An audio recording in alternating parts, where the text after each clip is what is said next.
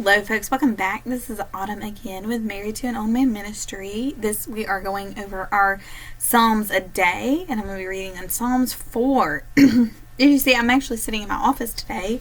A lot of people probably don't believe that I'm actually an accountant, but I am sitting in my office on a day I'm actually supposed to be off, but I needed to come up here and scan a few things to my auditor and do a couple more things on my computer here that I just can't get done at the house. So came up here to my office while it's quiet, not very many people here, and I just decided I might record a couple of these psalms a day while I'm here. Yes, I know, lovely. In the background you can see files up there, you can see files over here.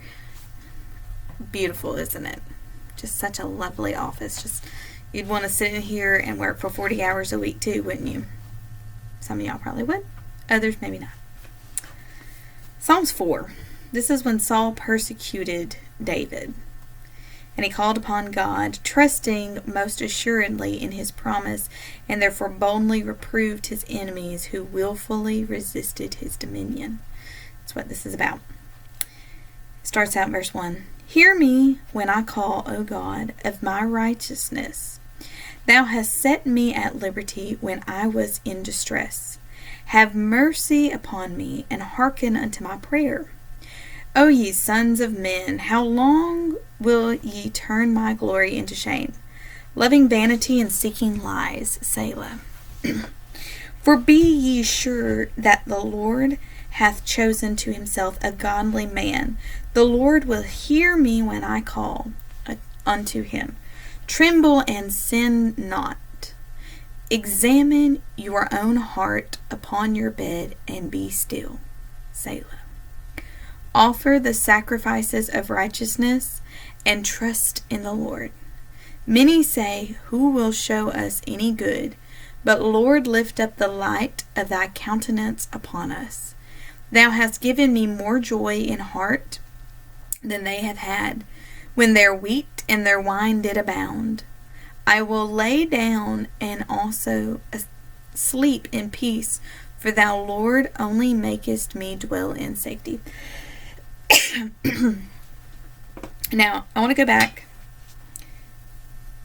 I want to go back to this verse where, in verse 3, where he's saying, the Lord had chosen himself a godly man, and the Lord will hear me when I call. The Lord hears you when you call out to him. Every single time you pray to him, every single time you call out to him, every grieving moment, every moment of joyousness, every moment of praise, he hears you. He hears all of it. Don't ever for a second think when you are praying and you're praying and you're praying and you're praying that God does not hear you. There was in Daniel chapter 10, he is praying to the Lord 21 days. I believe it was Daniel 10. 21 days he was praying to the Lord, and he was not getting an answer. He was not hearing from him. 21 days. Chapter 10. And he was fasting and praying too. Which, folks, if you are not hearing from the Lord, if you are not getting what you are needing from God, if you think that God is not hearing from you, start fasting while you pray. Because that just shows even more to God that he means more to you than food does. Than whatever, is in this world does. That he is meaning more to you. Okay? And that is what Daniel was doing. He was fasting, praying, and he did it for 3 weeks. And he thought no one was hearing from him because it had been 3 weeks. But then the angel of the Lord came and told him, a principality had tried to keep it from him. And that's going to be the case, folks. There's a lot of the times where these principalities of darkness and evil are going to try to keep things from you. But you remember who you are. Do not ever give up on your prayer. Do not ever think that your prayer has fallen short, that he is not hearing from you, okay? Because he listens to his children, okay? He says, tremble and sin not, and examine your own heart upon your bed and be still. Okay, I want to tell y'all this. These men that were seeking after David at this time, who were working for Saul, seeking after David, you've got to remember, they were also Jewish. These men also prayed to God. These men also served God. These men kept the feast. These men were living just like David. Now, they were not a man after God's own heart like David was, but the thing is they were also serving God too. And so that's why he's saying, don't sin, go upon your bed and examine your own heart.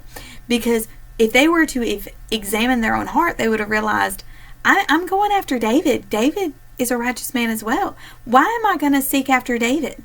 Why am I going to follow these orders that go against what God tells us to do?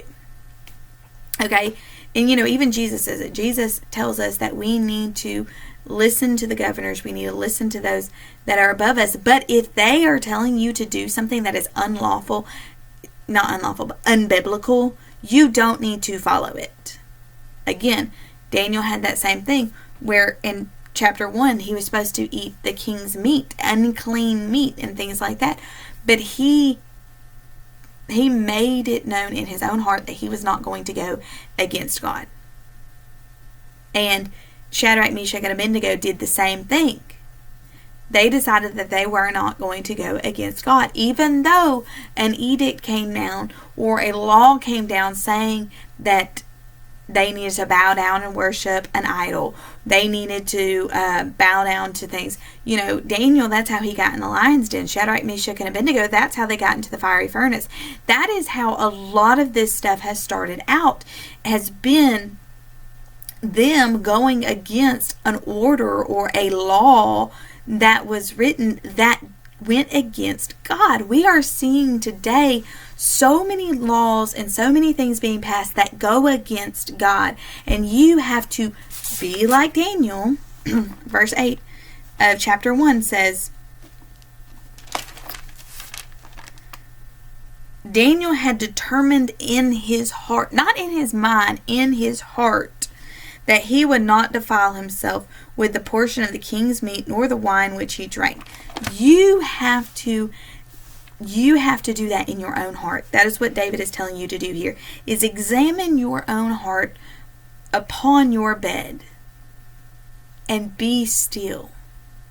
Sometimes we just get into a hurry and we pray and we go. We pray and we go. We pray and we go. We pray and we go. And we don't take that moment to be still, to examine our own hearts, to see if we are doing God's will for us or if it's our will for us. And you know how you find out if it's God's will for you or not? Reading this. This helps a whole lot to understand God's will versus your own will. Because God's not ever going to tell you to do anything that goes against His will. Don't ever forget that. And then in verse 5, he says, trust in the Lord. You will see so many times throughout the Bible that it says to trust in the Lord. So many people have that downfall. They have that wall that is there that they can't get past of actually trusting in the Lord and trusting in what the Lord has planned for you. Because the Lord doesn't ever want bad and ill will for His children. He wants what's best for His children.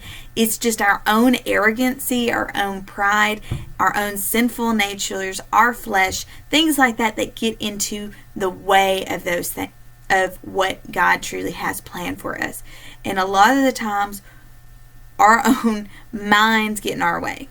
Okay, where we start doubting things of God. We start saying, oh no, this can't be from God because He's wanting me to do this or He's wanting me to do that. This can't be from God. No, that is a lie. And you need to get that lie out of your head. Get it out. Rebuke it. Send it out. Because you know what? What God has planned for you is 10 times better than what you could ever do for yourself. 10 times better.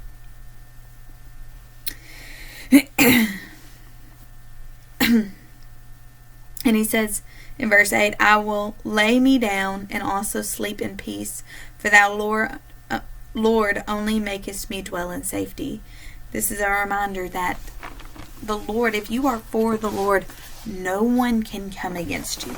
No one, nothing. It doesn't matter if it is pestilence, if it is famine, if it is other people trying to attack you.